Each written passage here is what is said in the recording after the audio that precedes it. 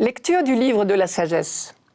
Ceux qui méditent le mal se disent en eux-mêmes « Attirons le juste dans un piège », car il nous contrarie. Il s'oppose à nos entreprises. Il nous reproche de désobéir à la loi de Dieu et nous accuse d'infidélité à notre éducation. Voyons si ces paroles sont vraies. Regardons comment il en sortira. Si le juste est fils de Dieu, Dieu l'assistera et l'arrachera aux mains de ses adversaires. Soumettons-le à des outrages et à des tourments. Nous saurons ce que vaut sa douceur. Nous éprouverons sa patience. Condamnons-le à une mort infâme, puisque, dit-il, quelqu'un interviendra pour lui. Pour comprendre ce texte difficile, il faut le replacer dans son contexte. Le livre de la sagesse est très particulier à tout point de vue. D'abord, il est le dernier écrit de l'Ancien Testament, 30 ou 50 ans seulement avant la naissance du Christ. Ensuite, il a été écrit en Égypte et non sur la terre d'Israël, comme la plupart des autres livres bibliques. Enfin, il est écrit en grec et non pas en hébreu ou en araméen. Depuis les conquêtes d'Alexandre le Grand, vers 330 avant Jésus-Christ, toute une colonie juive s'était implantée en Égypte, à Alexandrie, sur le delta du Nil. Ils jouissaient d'une totale liberté religieuse. Ils avaient des lieux de prière reconnus dans leur village ou leur quartier, s'ils habitaient en ville. Et ils pouvaient donc parfaitement continuer à pratiquer leur religion et à la transmettre à leurs enfants. Comme toute la région parlait grec, ils se sont mis eux aussi à parler en grec, certainement dès la 2e génération. Et c'est là que, pour qu'ils puissent comprendre les Écritures, la Bible a été traduite en grec pour donner ce que nous appelons la Bible des Septante. Un certain nombre de Juifs d'Alexandrie sont donc restés très fidèles à la foi de leurs ancêtres. Mais c'était moins facile qu'on ne le pense. Cette population avait une double appartenance, juive d'abord, mais aussi grecque, puisqu'ils étaient immergés en milieu grec. Or, les deux religions, juive et grecque, étaient totalement incompatibles. Pour un juif plongé en milieu grec, l'intégration, comme on dit aujourd'hui, signifiait l'abandon de toutes ces pratiques. Il fallait donc choisir. Ou décider de rester fidèle en tout point à la religion juive, au risque de s'isoler, ou s'intégrer à son nouveau pays, au risque de s'éloigner de la communauté juive et d'abandonner, l'une après l'autre, toutes les pratiques juives. Il est bien évident qu'au sein même de la communauté juive, ces deux positions ont existé et ont engendré des conflits, parfois très durs. Ces conflits rendent la fidélité encore plus difficile, parce qu'on sait bien que les querelles religieuses sont les plus terribles. Or, ceux qui gardent la foi sont un reproche vivant pour ceux qui l'abandonnent. Ils seront donc persécutés, non pas par les Grecs qui sont très libéraux sur ce point, mais par leurs propres frères qui n'ont pas trop bonne conscience et qui vont se venger sur eux. C'est classique. Généralement, on n'aime pas les donneurs de leçons. Quand on sait qu'on est en tort, on n'aime pas bien ceux qui nous le font remarquer. Le texte que nous lisons ce dimanche reflète exactement ce contexte. Personne ne sait qui l'a écrit, puisque le livre de la sagesse n'est pas signé. Mais visiblement, il s'agit d'un croyant qui assiste à l'érosion de la communauté juive et qui veut encourager ses frères à rester fidèles. Il leur dit, il faut choisir. Oui, la fidélité est difficile, d'abord parce que la loi juive est exigeante, mais aussi parce que vous serez en but à ceux qui ne feront pas comme vous et qui verront en vous des donneurs de leçons.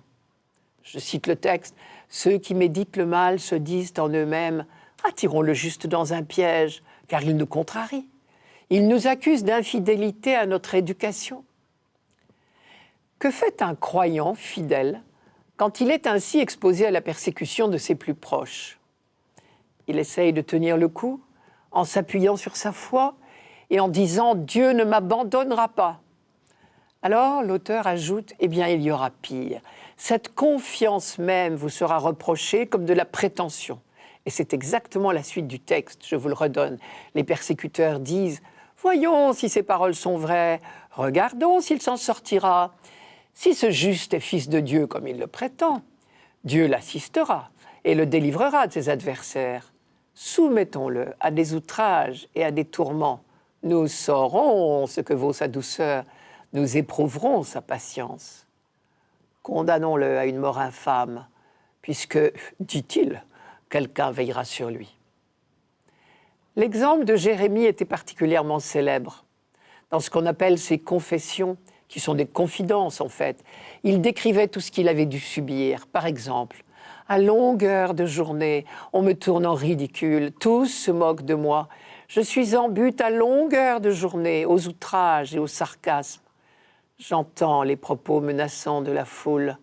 Tous mes intimes guettent mes défaillances. » L'auteur du livre de la sagesse fait probablement allusion à cette terrible expérience de Jérémie. Mais ses lecteurs savent aussi le plus important, à savoir que Dieu n'a jamais abandonné aucun de ses prophètes et qu'il n'abandonne jamais ceux qui vont jusqu'au bout de leur foi. Dans les versets suivants, l'auteur affirme « Quand les méchants font leur raisonnement, ils se trompent, ils ne connaissent pas les secrets des saints de Dieu. » Et il ajoute « Les âmes des justes sont dans la main de Dieu, aucun tourment ne les atteindra. » Et sa conviction est telle qu'il va jusqu'à affirmer « Même si vos ennemis réussissaient à vous tuer, eh bien, au-delà de la mort, Dieu ne nous abandonnera pas. » Manière de dire « Tenez bon, la vraie sagesse est dans la fidélité. »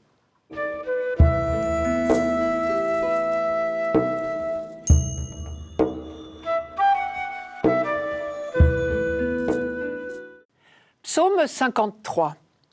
Par ton nom, Dieu, sauve-moi. Par ta puissance, rends-moi justice. Dieu, entends ma prière, écoute les paroles de ma bouche. Des étrangers se sont levés contre moi, des puissants cherchent ma perte. Ils n'ont pas souci de Dieu. Mais voici que Dieu vient à mon aide, le Seigneur est mon appui entre tous. De grand cœur, je t'offrirai le sacrifice, je rendrai grâce à ton nom, car il est bon. La Bible présente ce psaume comme la prière de David quand il était traqué par le roi Saül, qui, après l'avoir traité comme son fils, était devenu jaloux de lui et voulait sa mort, carrément. David n'avait aucun espoir d'en réchapper si Dieu ne s'en mêlait pas. Et on imagine très bien que sa prière a dû ressembler à ce psaume, c'est-à-dire le double cri du croyant persécuté. Le premier cri, c'est le cri d'appel, dans la détresse. Appel qui peut aller jusqu'à souhaiter de voir la mort des ennemis. Le deuxième cri, c'est le cri de la victoire, parce que Dieu ne peut manquer de venir au secours de son fidèle. En fait, quand un psaume donne une indication de ce genre, il ne prétend pas que ce texte tel quel est sorti de la bouche ou de la plume de David, mais que le peuple d'Israël tout entier a connu des situations analogues à celles de David. À plusieurs reprises, au cours de son histoire, le peuple a été menacé de la destruction totale. Au moment de l'exil, par exemple, tout portait à croire que ce petit peuple serait bientôt rayé de la carte du monde. À vue humaine, cela ne faisait aucun doute. Et alors il a poussé ce double cri, l'appel au secours d'abord. « Par ton nom, Dieu, sauve-moi, par ta puissance, rends-moi justice. » Dire « par ton nom, sauve-moi », c'est invoquer l'alliance de Dieu, car c'est précisément là, dans l'alliance au Sinaï, que Dieu a révélé son nom à son peuple. C'est vraiment l'argument le plus fort de sa prière, la fidélité de Dieu à son propre choix, à sa promesse. C'est Dieu qui a choisi ce petit peuple, qui a envoyé Moïse à sa tête pour le libérer, et qui ensuite a proposé son alliance. Tout seul, on n'y aurait pas pensé. David non plus n'avait rien demandé. C'est Dieu qui avait envoyé le prophète Samuel le choisir parmi tous les fils de Jessé et l'avait fait envoyer à la cour du roi Saül pour qu'il se prépare à être roi plus tard. Lui, David, n'aurait jamais eu tout seul une idée pareille. Raison de plus pour prendre Dieu au mot, et c'est pour cela qu'il invoque la puissance de Dieu. Par ta puissance, Dieu, rends-moi justice. Manière de dire, c'est toi, le roi suprême, qui m'as choisi comme roi pour ton peuple. Le deuxième accent de la prière, c'est déjà l'action de grâce, comme dans toute prière juive, parce qu'à tout instant, on a la certitude d'être exaucé. Quand Jésus, dans sa prière, disait à son Père « Je sais que tu m'exauces toujours », c'était au moment de la résurrection de Lazare, il était bien l'héritier de la foi de son peuple. Et du coup, le psalmiste, que ce soit David ou que ce soit le peuple tout entier, prévoit déjà la cérémonie d'action de grâce. De grand cœur, je t'offrirai le sacrifice. Et le mot traduit ici par « de grand cœur » signifie magnifiquement, royalement. Il parle au futur et non pas au conditionnel, parce que sa délivrance est certaine. Mais il y a aussi dans cette prière du croyant des accents de vengeance, des paroles de haine, il faut bien l'admettre. Au moment même où celui qui prie reconnaît que son Dieu est avec lui, il le prie de le débarrasser des autres. Je cite, « Mais voici que Dieu vient à mon aide, le Seigneur est mon appui entre tous. » Et il ajoute, « Que le mal retombe sur ceux qui me guettent, par ta vérité, Seigneur, détruis-les. » Ce genre de violence verbale nous choque tellement que nous avons tendance à les censurer.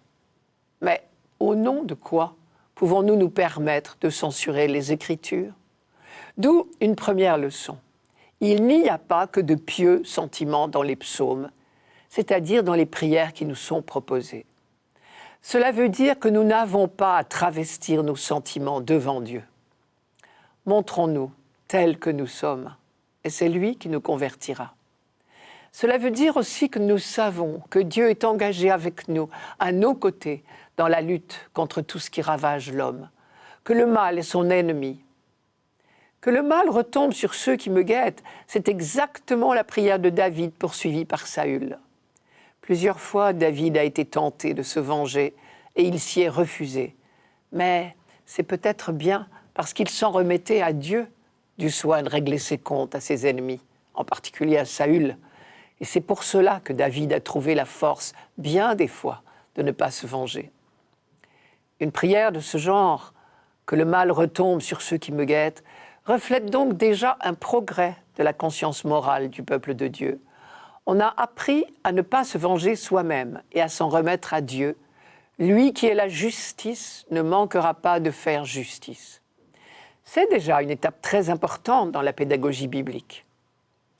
Il restera à découvrir que la vengeance dans la haine n'est pas la bonne façon de retrouver sa dignité et que le pardon nous grandit bien davantage. Jésus, lui, et à sa suite Étienne, pardonneront à leurs bourreaux et prieront pour eux. Alors, quand nous rencontrons des phrases de ce genre dans les psaumes, nous sommes invités à nous faire une âme de frères. Il y a à chaque instant, à la surface de la terre, des hommes et des femmes qui n'ont pas d'autres ressources que la haine et la soif de vengeance pour garder leur dignité. Disons cette prière avec eux, pour qu'ils résistent à la tentation de se venger par eux-mêmes. Et alors nous puiserons peut-être là le courage de les secourir. Et puis rien ne nous empêche d'ajouter en leur nom la prière du Christ en croix. Père, pardonne-leur, ils ne savent pas ce qu'ils font.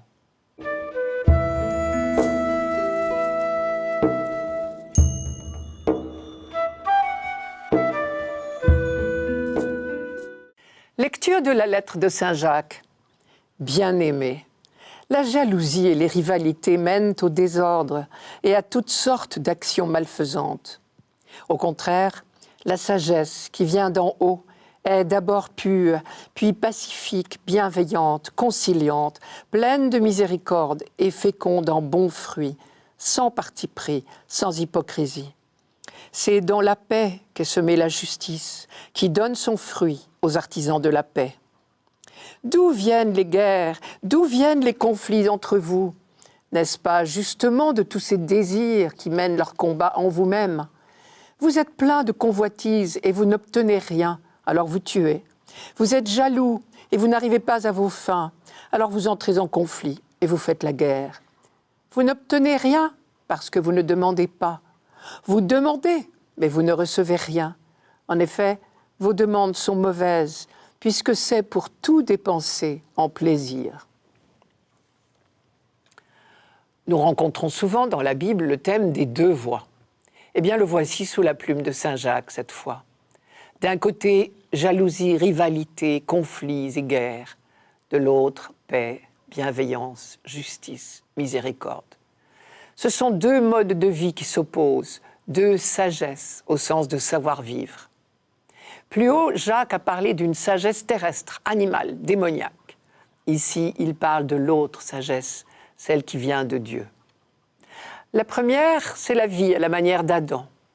L'autre, celle vers laquelle nous devons tendre, celle de Jésus, le doux et humble de cœur. Voilà pourquoi ce texte multiplie les oppositions. Elles se ramènent toutes à une seule, l'opposition entre les deux sagesses, les deux comportements. Qui est visé au juste ici? Jacques ne nous le dit pas, mais il n'avait probablement pas besoin de préciser davantage pour être compris. D'après les thèmes abordés dans le reste de la lettre, on peut émettre quelques hypothèses. Les jalousies et rivalités pouvaient être d'ordre matériel ou d'ordre spirituel. Pour les conflits d'ordre matériel, il suffit de se rappeler tout le développement précédent sur les discriminations sociales entre riches et pauvres, sans parler de la mise en garde adressée un peu plus loin aux riches. Pour les conflits d'ordre spirituel, il est intéressant de noter au passage que le mot traduit ici par jalousie peut évoquer le fanatisme des idées. Il faut relire les versets qui précèdent juste notre lecture de ce dimanche. Au début de ce chapitre 3, Jacques met en garde les fidèles contre ce qu'on pourrait appeler les méfaits de la langue. Je cite une phrase, « La langue est un petit membre et se vante de grands effets. Avec elle, nous bénissons le Seigneur et Père. Avec elle aussi, nous maudissons les hommes qui sont à l'image de Dieu. De la même bouche sortent bénédiction et malédiction. Mes frères, il ne doit pas en être ainsi. » Un peu plus loin, Jacques est encore plus clair. Si vous avez le cœur plein d'aigre jalousie et d'esprit de rivalité, ne faites pas les avantageux et ne nuisez pas à la vérité par vos mensonges.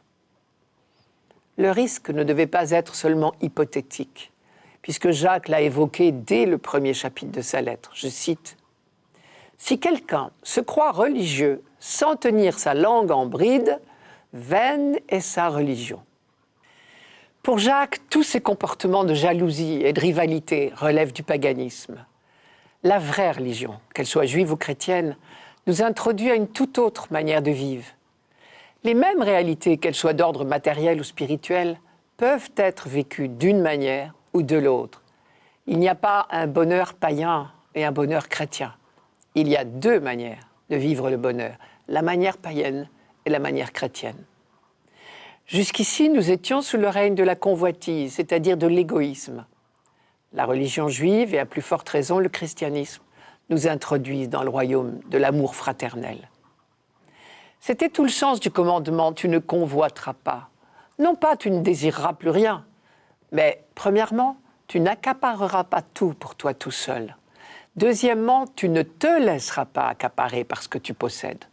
Si tu deviens esclave de ce que tu possèdes, tu perds ta liberté, puisque tu es obsédé par ton désir. Et tu perds la charité, parce que tu deviens envieux de ce que l'autre possède. Pour autant, la Bible n'enseigne nulle part le mépris des biens de ce monde. Depuis la première parole de Dieu à Abraham, au contraire, le peuple élu sait que Dieu ne veut que notre bonheur, dont le bien-être matériel fait partie, bien sûr. Et le désir du bonheur, matériel ou spirituel, est bon, puisqu'il fait partie de la création. Il nous faut seulement apprendre à nous remettre sans cesse dans la main de Dieu. Un peu plus loin, Jacques dit ce que doit être notre état d'esprit. Je cite, « Si le Seigneur le veut bien, nous vivrons et nous ferons ceci ou cela. » Si le Seigneur le veut bien. C'est la formule de Jacques, toute proche de celle de Jésus, « Que ta volonté soit faite et non la mienne. » Mais pour nous, le passage d'une sagesse à l'autre n'est jamais totalement achevé. Nous sommes des êtres partagés. Jacques dit qu'un véritable combat se déroule en nous-mêmes et que nos querelles n'en sont que le reflet. D'où viennent les conflits entre vous? N'est-ce pas justement de tous ces instincts qui mènent leur combat en vous-même? Le secret est dans la prière, car Dieu seul peut donner la sagesse. Et c'est l'une des grandes insistances de toute la méditation biblique. Dès le début de sa lettre, Jacques conseillait à ses lecteurs de prier pour l'obtenir. Je cite, « Si la sagesse fait défaut à l'un de vous, qu'il la demande au Dieu qui donne à tous avec simplicité et sans faire de reproches. Elle lui sera donnée. »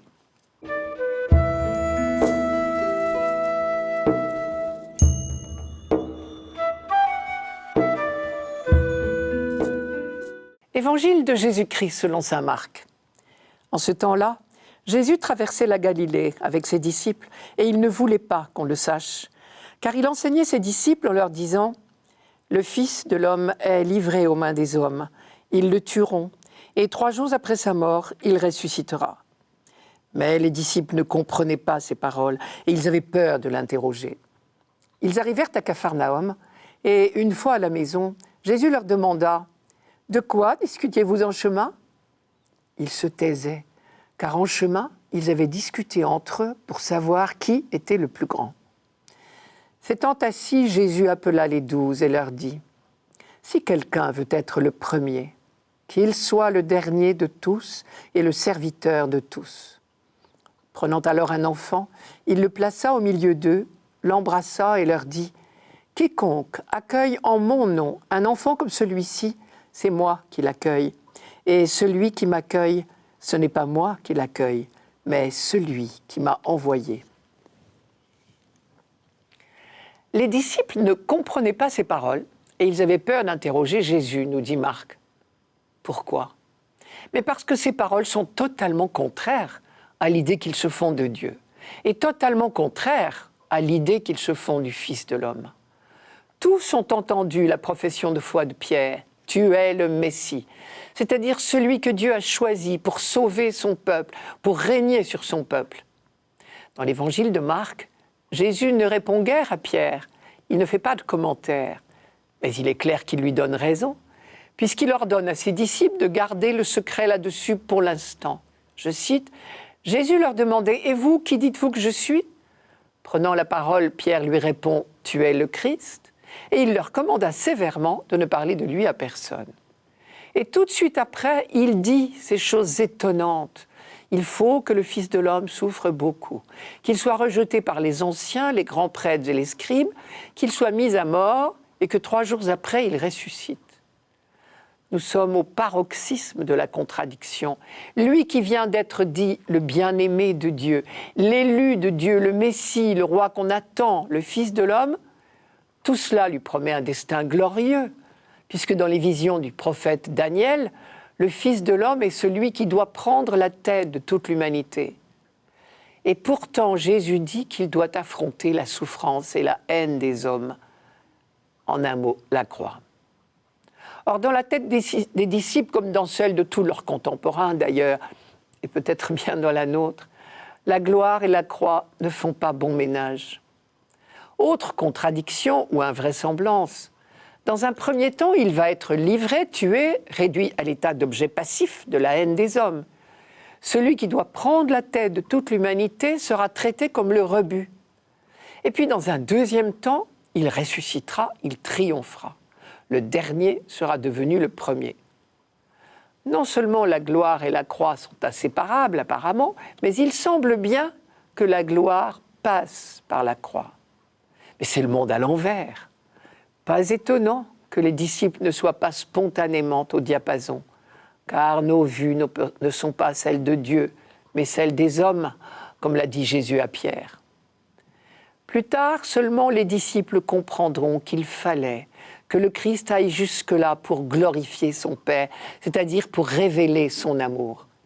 Pour l'instant, ils n'ont pas du tout envie d'être derniers. Au contraire, juste après ces paroles troublantes de Jésus, ils se sont mis à discuter entre eux pour savoir lequel d'entre eux était le plus grand. Ils sont dans une problématique de rivalité, celle dont saint Jacques parlait dans la 2e lecture. Et chose curieuse, Jésus n'a pas l'air horrifié. Il ne leur dit pas « c'est mal de vouloir être premier ». Au contraire, il leur donne le moyen d'y parvenir. Décidément, on va d'étonnement en étonnement dans ce texte. Le moyen, d'après lui, est bien simple. Et ce qui est intéressant, c'est qu'il est à la portée de tout le monde.